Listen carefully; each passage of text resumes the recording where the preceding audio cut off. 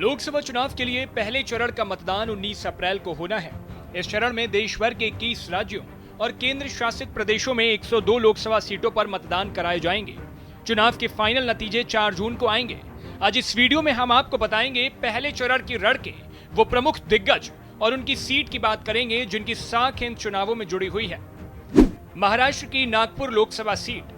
केंद्रीय सड़क परिवहन और राजमार्ग मंत्री नितिन गडकरी की नजर नागपुर निर्वाचन क्षेत्र से लगातार तीसरी जीत पर है। उनकी राजनीतिक क्षमता 2014 में स्पष्ट हुई थी, जब उन्होंने 7 बार के सांसद विलास मुक्तेमवार को हराकर जीत हासिल की, और 2019 में उन्होंने वर्तमान महाराष्ट्र कांग्रेस प्रमुख नाना पटोले को हराकर अपनी बढ़त बनाए रखी। नागपुर को आरएसएस का गढ़ कहा जाता है, इसलिए इस सीट पर इस बार खासी नजर रहेगी। तमिलनाडु की कोयंबटूर सीट।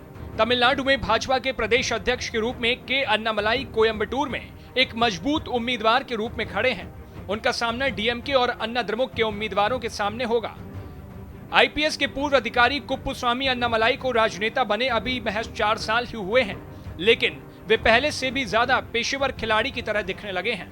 39 साल के अन्नामलाई 2021 में तमिलनाडु में सबसे कम उम्र के भाजपा अध्यक्ष बने थे।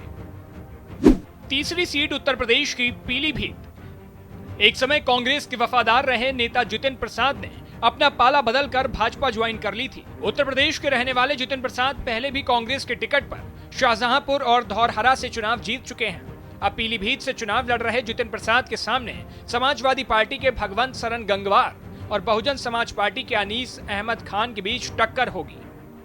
चौथी, तमिलनाडु की दक्षिण चेन्नई सीट। अनुभवी राजनीतिज्ञ तिमिलिसाई सुंदरराजन ने सक्रिय राजनीति में फिर से प्रवेश करने के लिए तेलंगाना के राज्यपाल का पद छोड़ दिया। वे इस बार चेन्नई दक्षिण में बीजेपी उम्मीदवार के रूप में चुनाव लड़ रही हैं। मध्य प्रदेश की छिंदवाड़ा सीट। मध्य प्रदेश के पूर्व मुख्यमंत्री कमलनाथ के बेटे नकुलनाथ का लक्ष्य छिंदवाड़ा से फिर चुनाव लड़ना है, और जो लंबे समय से उनके पिता की सीट रही है। राज्य में भाजपा के प्रभुत्व के बावजूद छिंदवाड़ा सीट पर दशकों से नाथ परिवार का कब्जा रहा है। 2019 में नकुलनाथ यहां से पहली बार चुनाव जीते थे। उत्तर प्रदेश की सहारनपुर लोकसभा सीट।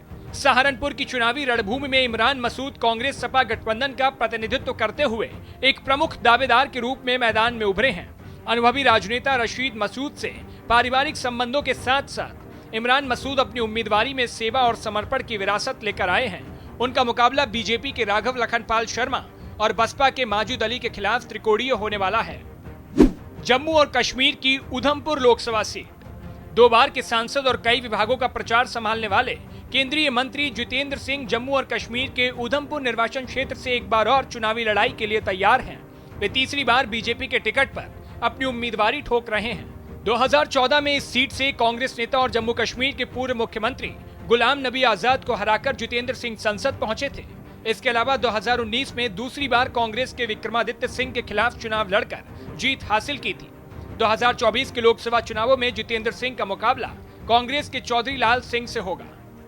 अरुणाचल प्रदेश की अरुणाचल पश्चिम सीट। अरुणाचल प्रदेश में आगामी चुनावों में लोकसभा और विधानसभा दोनों चुनाव एक साथ 19 अप्रैल को पहले चरण में होंगे। किरेन रिजिजू 3 बार के सांसद और केंद्रीय पृथ्वी मंत्री विज्ञान अरुणाचल पश्चिम निर्वाचन क्षेत्र से अपनी किस्मत आजमा रहे हैं। उनके सामने पूर्व मुख्यमंत्री और अरुणाचल प्रदेश कांग्रेस के वर्तमान अध्यक्ष नवाम तुकी हैं। 2014 में लोकसभा चुनावों पर नजर डालें तो किरेन रिजिजू अरुणाचल पश्चिम निर्वाचन क्षेत्र से विजयी हुए थे। उन्होंने 2019 के लोकसभा चुनावों में अपनी जीत का सिलसिला जारी रखा और उसी लोकसभा सीट में कांग्रेस के नवाम तुकी पर शानदार जीत हासिल की। 9वीं सीट, असम की जोरहाट लोकसभा सीट। असम के जोरहाट के चुनावी मैदान में जेपी के टोपोन कुमार गोगोई और कांग्रेस के गौरव गोगोई के बीच मुकाबला है।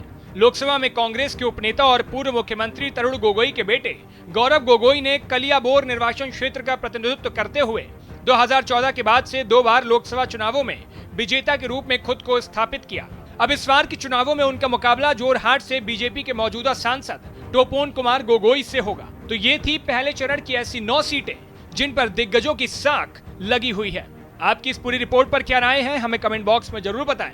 देश और दुनिया की बाकी तमाम खबरों के लिए देखते रहिए भारत एक्सप्रेस।